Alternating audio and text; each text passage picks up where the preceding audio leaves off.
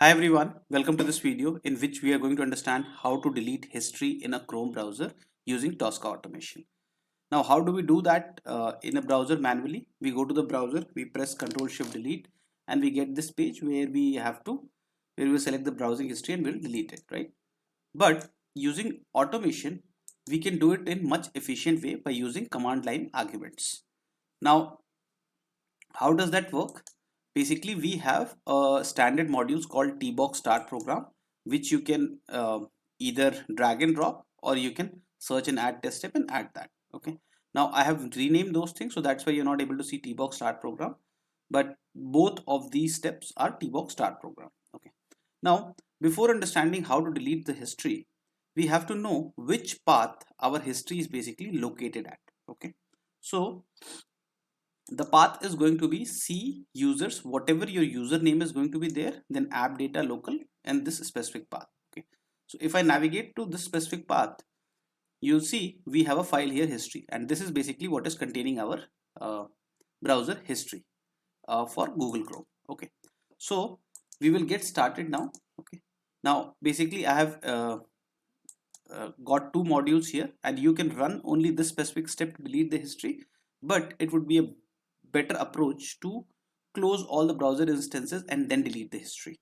So here you see, first I'm mentioning some command in path. Okay, now this command is basically for killing any processes which is running. Okay, however I have to provide the details which process I want to run, but basically that's what task kill command does. Okay, so here I've mentioned all the details. Windows command used to terminate running processes. Okay, then you'll have this section called arguments, where you might be able to see just one argument, but the moment you'll fill some details in this, the another sections are going to get populated accordingly. So first section is /im, which stands for image name. Basically this is used before we want to mention certain process. So that's why for using chrome.exe we are saying /im. Okay, so im stands for image name, used to specify the name of process you want to terminate. Okay, now I want to close Chrome, and Chrome gets invoked by chrome.exe, so that's why I'm mentioning chrome.exe. Then /f is basically used to forcefully close uh, or terminate the process. Okay, so forcefully terminates the process. So we are just closing any open instances of the browser using this specific step. Okay, now second is delete history. We have the same tbox start program here, but here we are going to follow or send a series of commands uh, which is going to operate via command prompt. Okay, so that's why in the path we'll mention cmd. Now if you'll type cmd here, you'll see the command prompt, and this is basically what we are doing. We are first mentioning cmd here. Okay, then you'll see a series of arguments here, and what does this denote, we'll understand one by one. Okay, so /c. Okay, what does that mean? It basically tells the command prompt to run the specified command and close immediately.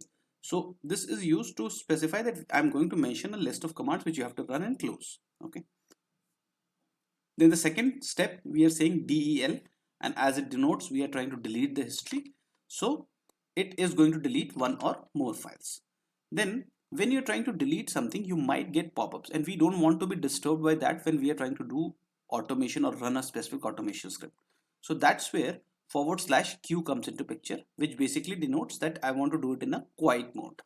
Okay, so quiet mode, do not prompt for confirmation. Okay, then you have /s. Now there would be cases in which, let's say you have a folder, inside that many folders are there, so I just don't want to delete one specific file. In case that happens, I want to delete the main directory and the subdirectories as well. So that's where /s comes into picture, delete specified files from all subdirectories. Okay, then /f comes into picture, which we have already talked about, that basically it force closes the operation. Okay, then all of this is fine, but which location I want to delete it from, that what we have to mention in the argument section.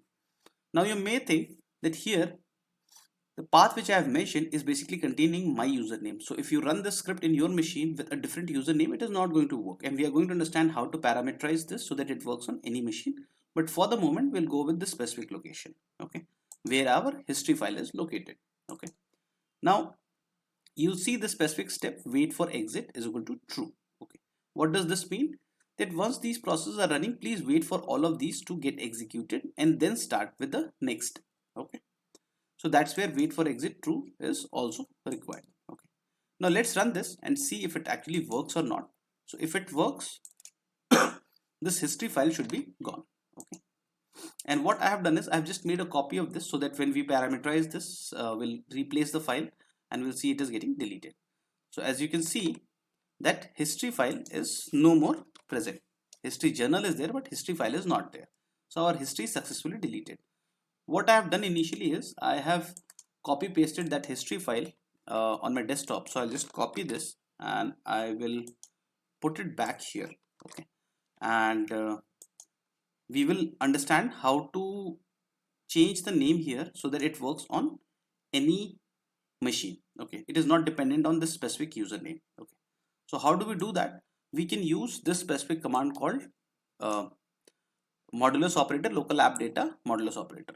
Basically this particular command means this specific path. So whatever username is going to be there, it is going to be working with whatever username is there, irrespective of uh, whatever username is there. Okay, so what I'll do is I will use this, and this is still local. So I'll go here, you see in this argument section till local, I will remove this. Okay, and I'll put this specific section. Okay, make sure there are no spaces, so I'll just move it up. Okay, and this is basically the list of commands, so in case you want, you can take a screenshot as well. Okay, now let's run this and see if it works or not. Okay, so I'll go to my test script and I'll run this, and this should remove my history file from here, which we are able to see it successfully. Now in case you're interested to figure out how to do it for cookies, how to do it for cache, you can see other related videos on my channel, as well as I have a lot of other YouTube videos on Tosca automation. So do check it out. Do like, share and subscribe. Thank you very much. Have a great day. Bye bye.